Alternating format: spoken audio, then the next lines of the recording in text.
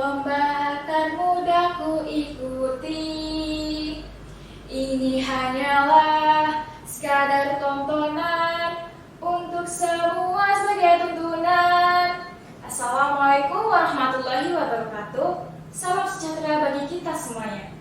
Om Swastiastu, Namo Buddhaya. Salam kebajikan, salam kemanusiaan, dan salam sehat. Halo Sobat Akar Muda, perkenalkan nama saya Nurul Arufah dari Unit PMR Wira SMA Negeri 3 Sragen.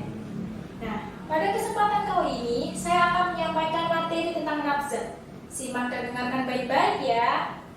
Kira-kira apa sih yang dimaksud nafza itu? Apa saja yang termasuk dalam golongan nafza? Lalu, apa akibat yang akan ditimbulkan dan bagaimana cara pencegahannya? Nafza adalah zat atau bahan kimiawi yang dapat mempengaruhi pikiran, suasana hati atau perasaan, serta dapat menimbulkan ketergantungan psikologis dan fisik yang membahayakan diri sendiri dan orang lain. Dalam pengertian singkatnya, nafza adalah narkotika, psikotropika, dan zat adiktif lainnya. Apa saja sih yang dimaksud dalam ketiga jenis tersebut? Yang pertama adalah narkotika. Menurut Undang-Undang Nomor 22 Tahun 1997 tentang narkotika, narkotika adalah zat atau obat yang berasal dari tanaman atau bukan tanaman sintetis maupun semi-sintetis yang dapat menyebabkan penurunan kesadaran, menghilangkan rasa nyeri, dan menyebabkan ketergantungan. Yang kedua adalah psikotropika.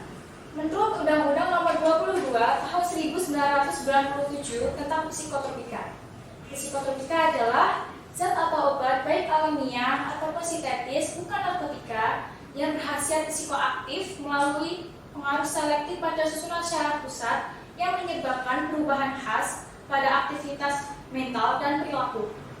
Dan yang terakhir adalah zat adiktif lainnya.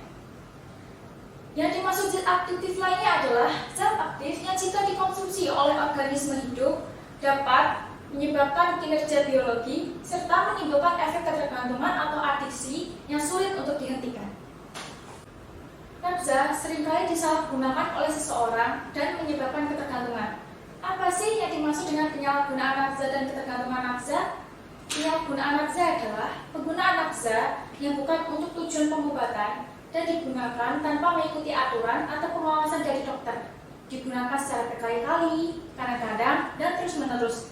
Sedangkan ketergantungan nafza adalah suatu keadaan kebutuhan jiwa atau fisik terhadap nafza yang terjadi sebagai akibat pemakaian nafza secara terus-menerus dan berlebihan. Adapun beberapa faktor yang dapat mendorong seseorang untuk memakai nafza. Yang pertama adalah adanya stres batin atau konflik yang sulit untuk diselesaikan. Yang kedua, rasa ingin tahu yang menjadi ketergantungan. Tiga, adanya sifat individu yang berpotensi mencoba-coba seperti mudah frustasi, rasa ingin tahu yang sangat besar, tidak ingin diatur, dan agresif.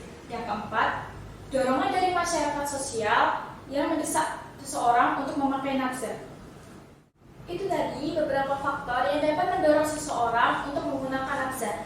Nah, apa saja sih kira-kira yang terdapat dalam contoh nafza? Mungkin sebagian orang hanya tahu ganja dan sabu-sabu saja. Namun di sisi lain, ada banyak sekali contoh nafza seperti morfin, heroin, ekstasi, amfetamin, alkohol, rokok, tembakau, dan lain sebagainya. Di samping itu, tentu saja ada akibat yang akan ditimbulkan jika seseorang menggunakan nafza. Sebagai berikut, yang pertama, menyebabkan ketergantungan baik secara mental ataupun fisik. Yang kedua, gangguan pada sistem syaraf seperti kejang-kejang, halusinasi, dan menurunkan kesadaran. Yang ketiga, gangguan pada jantung dan pembuluh darah. Untuk itu, teman-teman semuanya, kita harus pandai dalam mengetahui lebih dalam tentang nafza. Berikut ini upaya untuk mencegah seseorang untuk menggunakan nafza. Yang pertama, jangan pernah menggunakan nafza kecuali untuk tujuan pengobatan. Yang kedua, memilih pergaulan yang baik.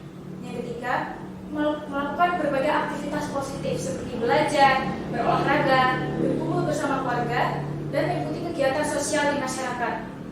Yang keempat, jika memiliki permasalahan, Jangan pernah sekali-sekali menggunakan nazar untuk pelarian atau jalan keluarnya. Yang kelima, selalu mendekatkan diri kepada Tuhan Yang Maha Esa. Jadi, bisa kita simpulkan dari materi tersebut bahwa nazar sangat berbahaya untuk kita dan dapat merusak organ dalam tubuh kita. Untuk itu, kita sebagai generasi muda harus bisa melawan nazar. Katakan tidak pada narkoba. Sekian dari saya, mohon maaf atau ada salah kata atau perbuatan. Siamo tutti fratelli. Wassalamualaikum warahmatullahi wabarakatuh.